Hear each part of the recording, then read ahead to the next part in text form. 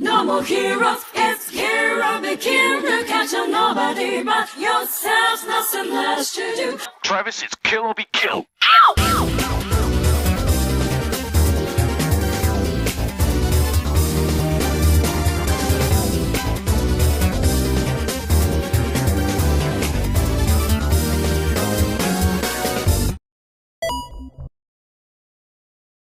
Today we're going to be talking about Black Ops 7. And for those who don't know, Black Ops 7 has not really been doing well, not been doing so hot. So much so that Black Ops 7 is apparently the worst performing game. I'm sorry, let me say this. Black Ops 7 is the franchise's worst launch on Steam. What? Oh no! The absolute worst on Steam. Let's find out why that is. There's been a lot of controversy going on with this game, from its usage of AI to the campaign, the boss battles, the fact that the campaign is always online. There's a lot going on with this game and gamers are not happy. They are not happy about it. But let's find out why. Let's see what's going on with this game. I don't know if you guys have played it. I know Morty said he was playing it. He said that game was ass. At least the campaign. But let's read why. Let's see if we can get to the bottom of this. Figure out what happened. So it's November, and that can only mean one thing. It's time for Call of Duty. Black Ops 7 is the newest entry in a long-running franchise, and the early reviews are a little mixed. That's putting it lightly. To start, I can't say that we're the biggest fans of the fact that you cannot pause the game during a single-player campaign, which is an odd choice to say the least. Black Ops 7 isn't a Souls-like where that feature is expected. Then there's the fact that as of writing, only 67% of critics recommend Black Ops 7 on OpenCritic. It's a far cry from the overwhelmingly positive reception of last year's Black Ops 6, which Microsoft called the biggest Call of Duty release ever. Judging by the early returns, I don't foresee them saying the same about Black Ops 7, especially since it feels like everyone is busy playing something else entirely. As we head into the game's opening weekend, the early returns aren't good. Black Ops 7 has the worst performing Steam launch in the franchise history. So this is also partially due to bigger competition, as we see Battlefield 6, Arc Raiders, and others are enjoying a healthy player count, while Black Ops 7 appears to be flopping. Cool.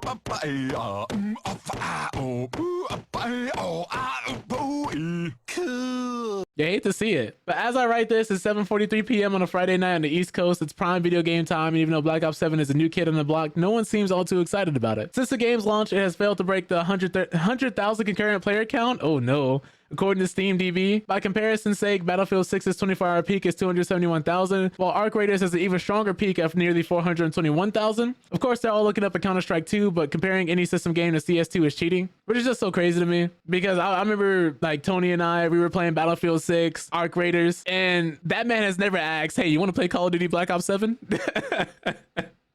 I don't think anybody I know who plays shooters or is really good at shooters has asked me to hop on this game.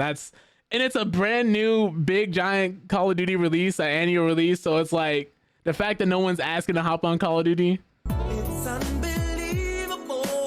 Just a little wild. During holiday season, it's a little wild. But now, as always, SteamDB is not the end all be all how popular a game is, and that's true.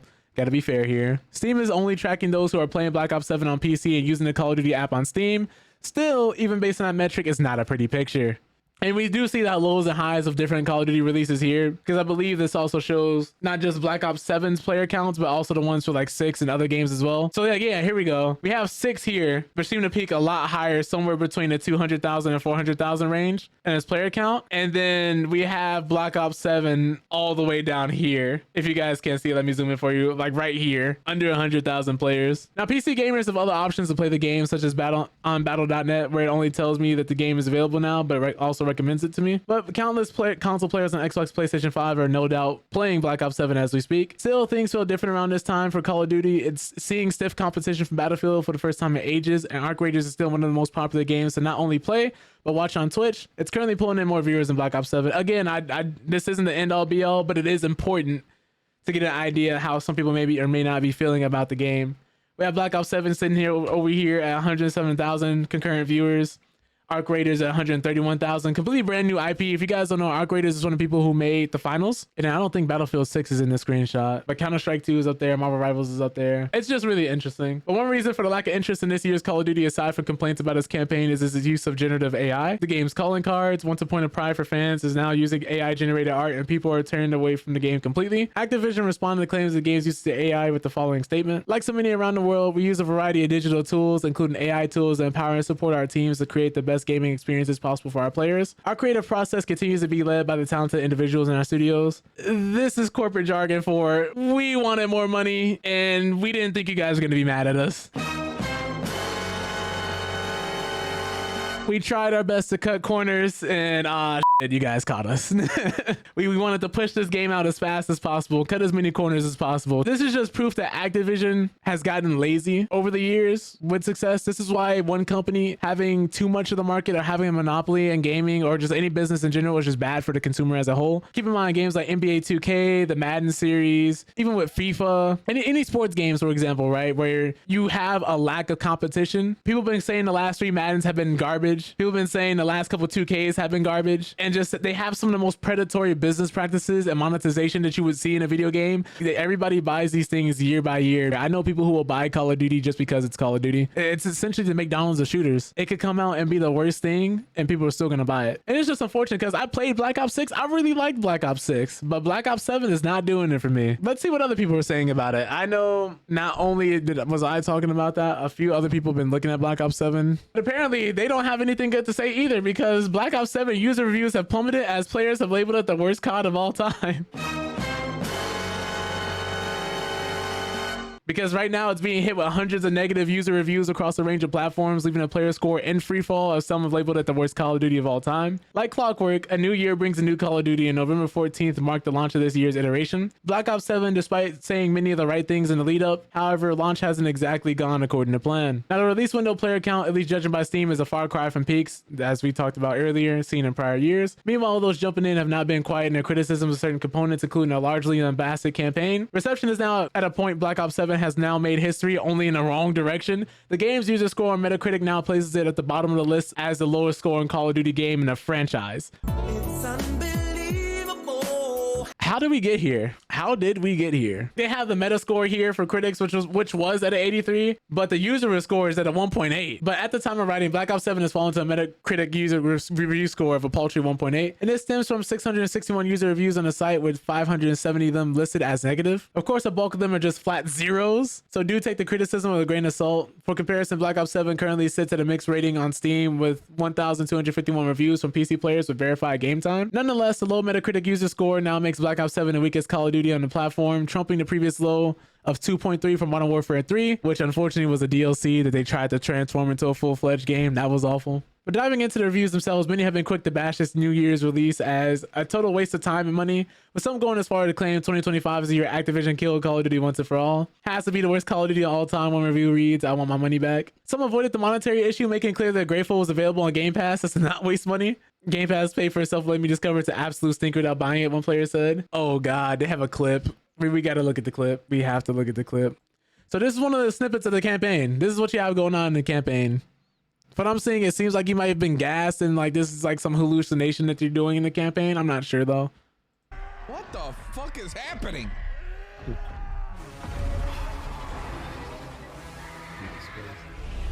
If I showed you this without telling you it's a Call of Duty game, would you believe me? What the fuck? Yeah, bro, welcome to Call of Duty campaign, dude.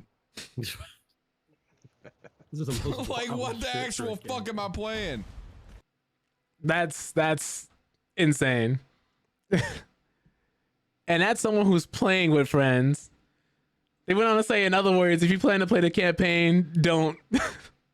In our own review, the writer of the article went on to say that we describe Black Ops 7 as an underdog entering the market this year, with strong competition in the form of not only Battlefield 6, but the likes of Arc Raiders 2.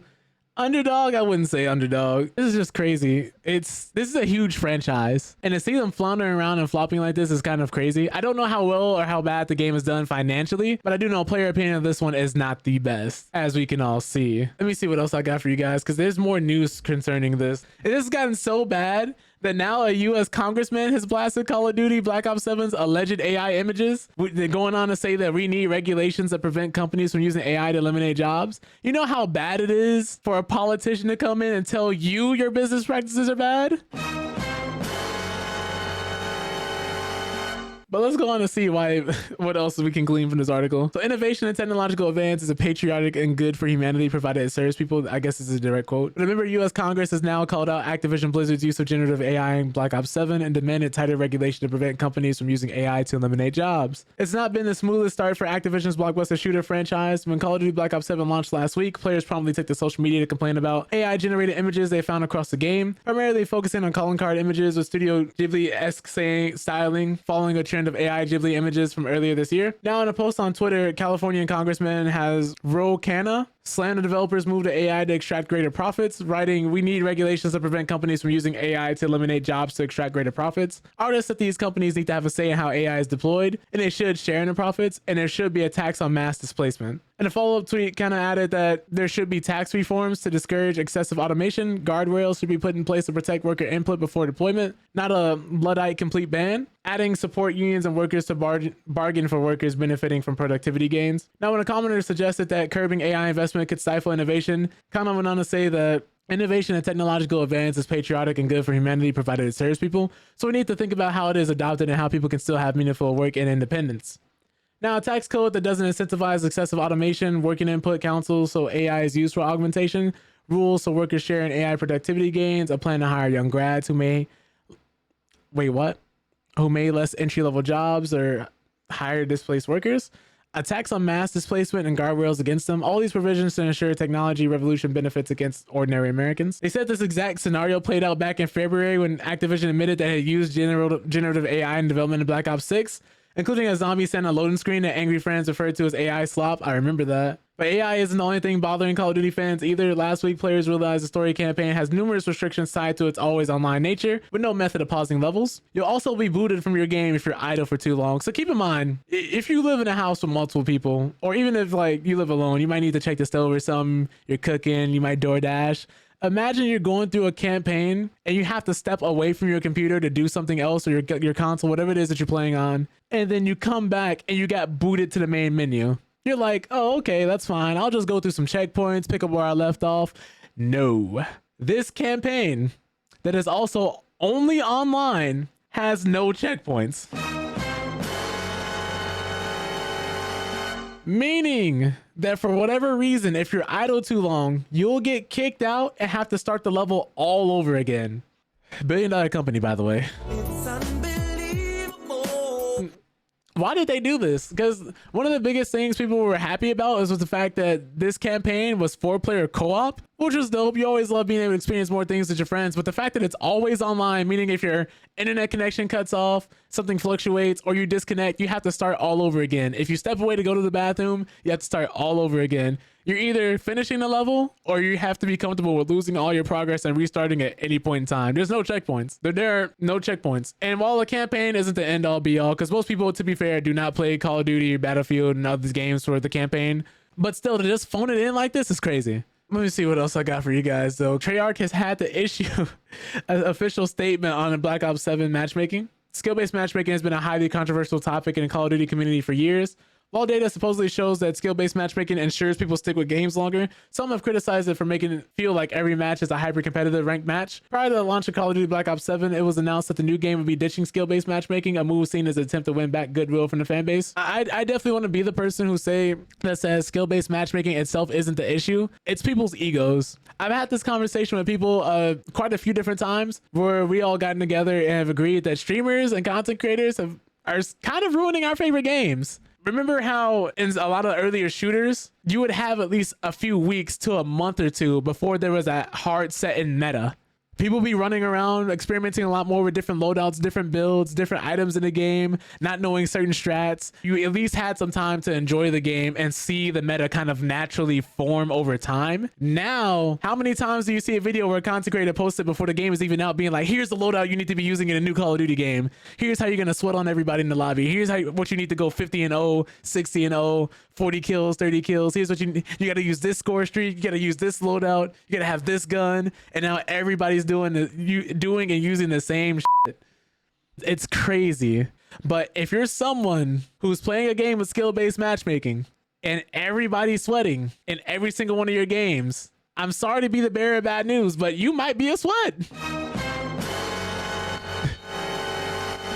And that's okay. It's okay to be a sweat, to be someone who's really competitively into a game. But don't sit here and try to gaslight yourself and the rest of us if you're someone who's constantly putting these skill-based matchmaking lobbies with sweats and people playing out of their mind. You're one of them. If we were playing Among Us, you're the traitor. You're self-reporting.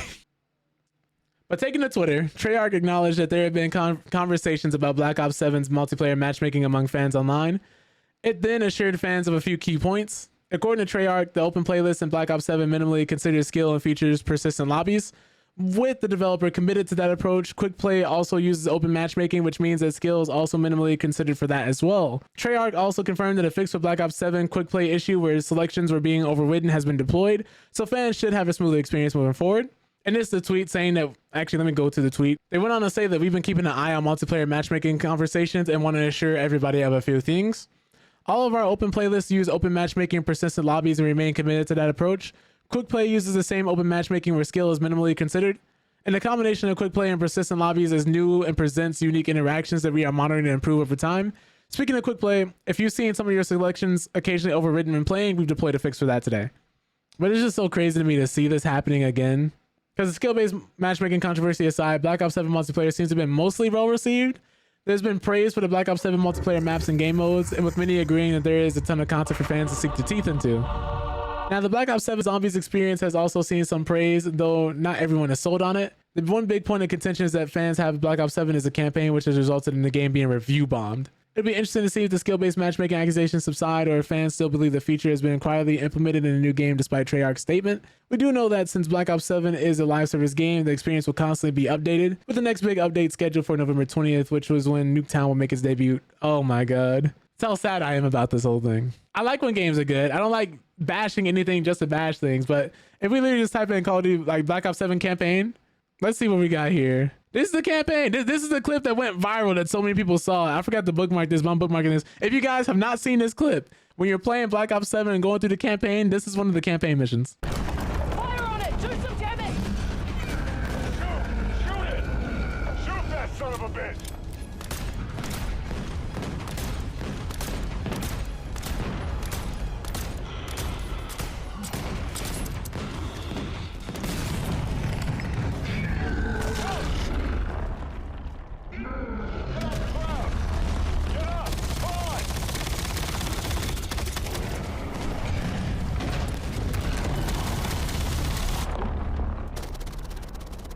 Oh my god.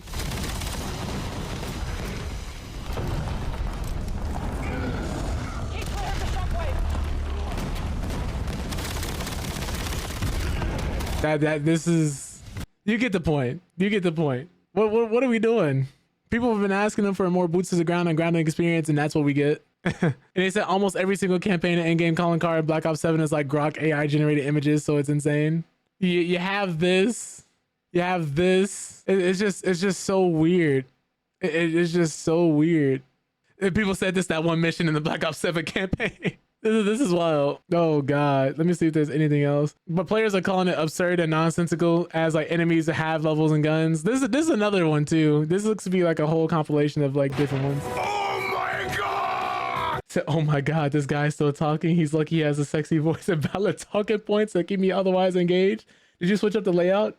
I hate the way my girlfriend looks at him. Oh my god, that's wild. I appreciate the kind words. I'm trying to see if there's any way to full screen it so you guys can see it easier, but I don't think so. Maybe if like I zoom in like this. Oh, here we go. Here we go. What? That it? Bro.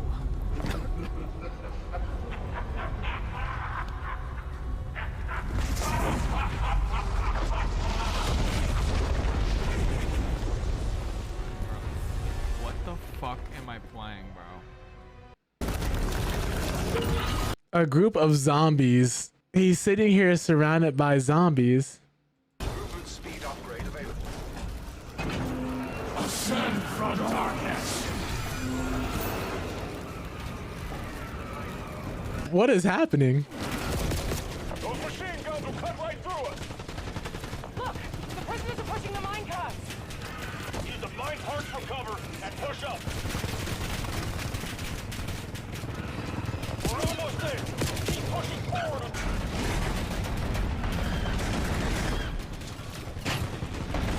They're just watching him bash a wall.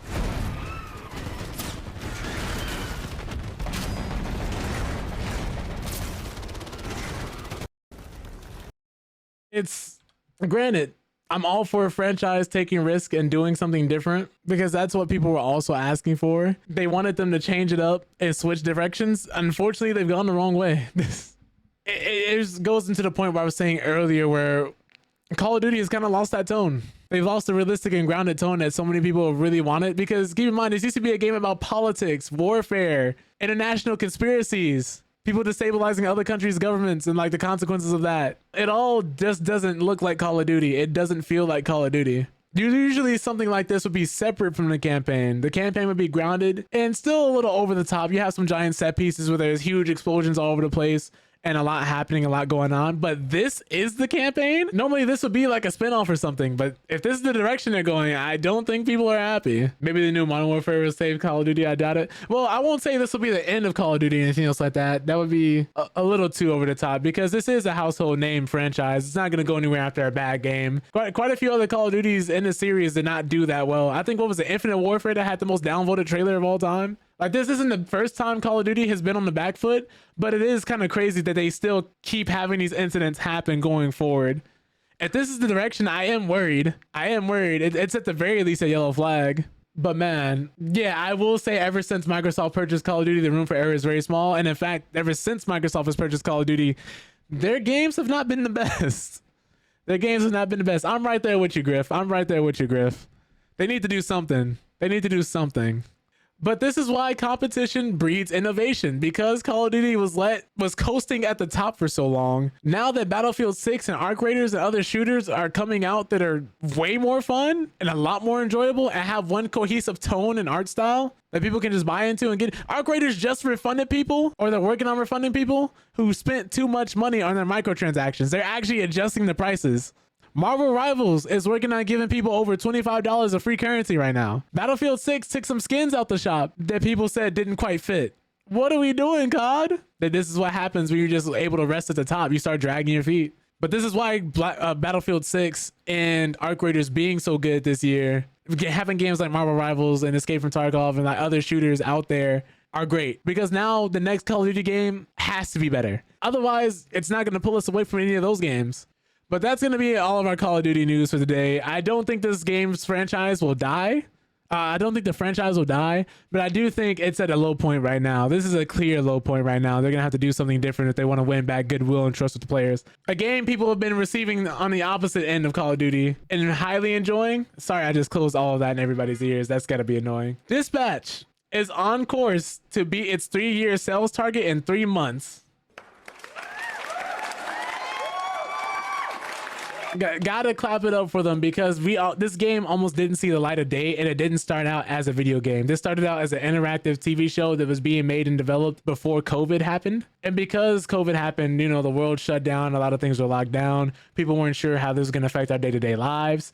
Their investors who were funding the project initially all pulled out because it was a time of economic uncertainty. Nobody knew what was going to happen next, and the company almost went bankrupt. This is a 7-year journey they had to go through to get this game out the shelves. And now it's done so successfully, people want another season.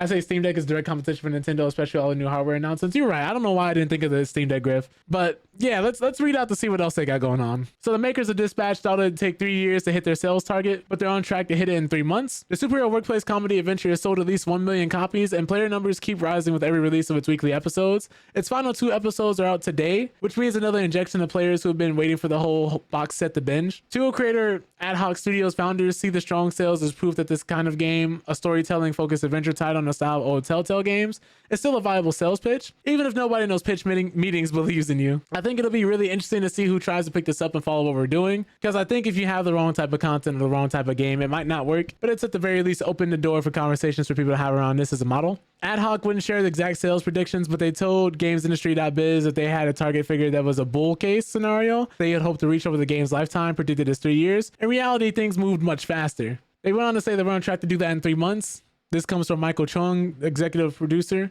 So the bull case in 3 months. We were confident that people would like it. I think the degree to which it would be successful is something that I certainly didn't anticipate.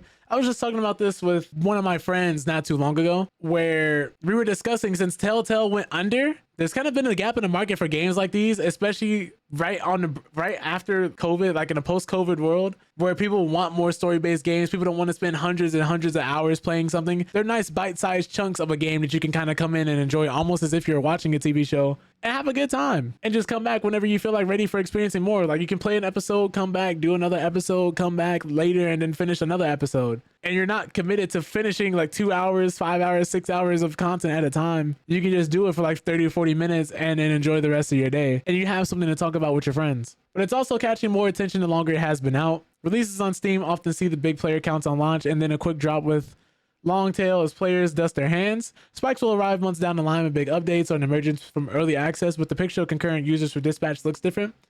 This is largely because the game is rolled out like a network TV show with a double bill of new episodes every week. At release, the game hit roughly 12,000 current players, according to SteamDB, a very healthy but not a massive number. A week later, episode 3 and 4 bumped out to 65,000, and the following week, player numbers had doubled to 131,000. It's not hard to imagine sales will pick up alongside player numbers, especially given a common player preference to wait until a game is done before buying a copy. That's me. So players are not dropping off, it's the opposite. Word of mouth and streamer attention had its own role to play, and so did positive press, although that didn't arrive at launch. I think press only started caring, to be honest, once the audience validated it. Whatever the reason for the snowballing attention, the decision to do weekly episodes was not guaranteed to work. And there were a lot of conversations internally prior to the release, like, should we do it this way? Should we release it all at once? Conventional wisdom told us we absolutely shouldn't have done what we've done. And I think it's absolutely proven itself. I mean, it's not like we're inventing anything. This works with television shows for the last 70 years or so. It's a vindication for developers, and it was, by their accounts, a difficult game to pitch. Approaching video game investors who are used to data-heavy pitch decks is hard when you've got a game that focuses on storytelling and performance, where everything hinges on the script, animation, direction, and acting. When faced with such a prospect, skeptical investors naturally point to similar games that failed to sell sufficiently well. They're saying, well, this game tanked, and it's like, yeah, but we look at that game and we think the creative was bad. You wouldn't point to a bad movie and go, movies are dead. There's no way we're ever making a movie again because this movie failed. That's kind of how people approach our genre. Now, game investors don't understand what it takes to make this genre work, according to ad hoc developers. Now, who broke out an analogy to actually explain the problem. They went on to say that if you're building a Formula One team, all the decks and all the conversation centers around talking about the cars. What kind of car is it? What kind of engine? What kind of tires? All that stuff, the stuff that can be measured and built. It's not great at talking about the drivers, and I think you need both if you're going to make this type of game. They went on to say that we're a studio that has both of those things. We do have the car, right? But we also have the drivers that know how to actually drive the car. We have what others maybe don't. It's just hard to talk about those things without sounding braggy. Much of that expertise comes from the founders, many of whom are former Telltale veterans who have learned hard lessons about how this kind of game might survive in the industry. Telltale was shuttered in 2018, and despite being resurrected years later with new teams, it has been seen by some as proof that this kind of game is not financially fruitful. As a result, Ad Hoc had difficulty gaining support, even losing its partners who gave up hope midway. Eventually, they did find financial support in Critical Role, which is a media company who predominantly broadcast tabletop role-playing campaigns, and who have dipped into game publishing. It helps that this is a well of publicity and voice acting talent. The streams and podcasts have a big audience, and one of Critical Role's stars, voice actor Laura Bailey, plays a big role in Dispatch as Invisigirl. Ultimately, with Critical Role, they were a perfect partner in the fact that they share the same value we do. And they started with their company in a similar way, where it's just a group of creators coming together and being passionate about telling interactive stories and sharing that with people. And so they immediately saw and believed in what we were doing and took a chance. Honestly, that was crucial to getting this whole thing done. It's not clear how much the game costs to produce, however, and cost has historically been a sticking point with this kind of game. Ad Hoc was founded 6 years ago, and this is their first release. They've also got a cast that includes big names like Breaking Bad star Aaron Paul, who won't have to come cheap. This kind of investment is worth it to the developers, given their type of game demands strong acting performances. Even the production costs around voice acting is a touchy subject right now. Now, Embark Studios, the makers of extraction shooter Arc Raiders, have this week been criticized because of the decision to use AI voices to cut costs on voice actors. But the creators of Dispatch feel such a solution is simply not an option. There are some things you can't cheap out on. In Dispatch, popular Westworld actor Jeffrey Wright plays Chase, a retired superhero who ages unnaturally fast. Herman uses his performance as an example of the perils of being a voice acting cheapskate. No AI is going to do what he did. He brought something that character we weren't expecting. I mean, his performance and Aaron's performance and our whole cast are bringing performances and elevating the material in a way that you're just not going to get with AI. You're not going to be surprised because it's built on something you've heard before if you go the AI route. So yeah, honestly, AI feels like a production solution, not a creative one. Maybe it's a creative one if you aren't creative. Oh man, he's sending shots out there. Whatever we're building, it has to connect. It's got to be made by people. It's got to connect to people. We're looking at AI. We're monitoring the stuff that AI is doing like everybody else. But it seems to be having a lot of trouble trying to get to the good enough spot, and good enough for us is the enemy. Also, we're not getting up every morning and talking to ourselves like, hey, what if we did this with less people? What's the lowest number of people we can use to make this thing? This is not like anything we're too concerned with. We're certainly not going to sit here and judge others for making other types of decisions. I'll let Embark speak for themselves. For us, though, right now, it just doesn't make a ton of sense. So that's dope. I'm glad to hear this game is doing well. I'm actually going to give it a try when I do get a chance. I don't know when I'll play it or if I'll stream it. I'll probably end up playing this one off stream because I just kind of want to enjoy it. I think that's a part of streaming that's important too. If you're someone who streams or makes content, it's important to just make sure you play things just for you, not in front of an audience, just to have that same feeling of you just sitting there and enjoying the game. There's no shame in that. Some people feel guilty because they'll end up doing something really cool and they're like, oh, this could have been content. Like, no, have fun. Have fun. Enjoy playing the game. It's okay. Not everything has to be content. Not everything has to be made, or the moment doesn't have to be taken in to make money or to post content for numbers or clicks or views. Just enjoy the game. Just play the game. Let's see what else I got for y'all though. Oh no. Speaking of playing the game, not playing the game. Star Citizen has raised over $900 million in crowdfunding. I repeat, Star Citizen has raised over $900 million. And this shit still is not done. This game has raised more money than you or I will ever see in our lifetimes. And it's not finished. Let's find out why that might be. So, Cloud Imperium Games and Space Sim, Star Citizen has raised a crowdfunding total of nearly $900 million US. The public funding tracker on the official Robert Space Industries website now mentions that Star Citizen has now raised a crowdfunding total of over $885 million. I repeat, $885 million. 14 years after its 2012 announcement, Cloud Imperium Games and Star Citizen has become one of the most lucrative crowdfunding projects in history. The money is a combined sum of Kickstarter-era pledges, ongoing sales of early access packages and in-game items, and private investment tied to the studio's long-running public campaign. At what point do you think the studio might be robbing you? Or they're just kind of just doing stuff with them? It's, at the very least, at best, it's an absolute mismanagement of funds. This game has actually cost people their families. It's crazy, man. Because this is the same game that has secret shops for secret shops. You will spend money in the actual store to unlock a secret shop. And then not only that, but if you spend more money in that secret shop, you get another secret shop. And then if you spend more money, you get access to even more things for spending more money. Ay. It's truly unfortunate. I hope the people who spent this much money or keep playing this game are having a good time with it. This is... What are we doing? What are we doing? This is EA's fantasy right here. This is what every company is hoping they can do long term and on a public scale like this. To have people constantly paying you this much money for a game that's not done and you don't know when it's going to be finished. This thing has been in development for longer than some people have been on this planet. Star Citizen is a freshman in high school. That's how long this game has been in development. Star Citizen is now entering high school. By the time GTA 6 comes out, it's probably going to be finishing college. But Star Citizen began life as a heavily promoted Kickstarter and website campaign in October 2012, promising a sprawling player-driven space sim. From the beginning, the project framed itself as iterative and community-funded, which is a model that has kept backers engaged and invested through rolling stretch goals and new ship offerings. Despite that steadily inflow of cash, the full game remains in development and is still distributed as an alpha early access experience rather than a finished product. Now, reported totals passed $300 million by mid-2020, $400 million by late 2021, and $500 million by September 2022. Before later milestones of $800 million and higher were reported during 2024 and 2025. That long timeline and never-ending road to a formal 1.0 release have developed a sharp split in public sentiment.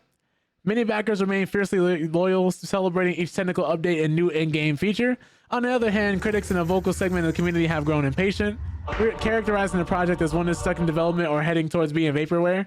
The controversy has been amplified by monetization debates, including backlash over purchasable in-game items, which has often raised questions about whether ongoing sales are delaying a conventional launch. Now, if you don't know, Star Citizen is currently available in alpha for PC. Hey. I just don't know. I just don't know.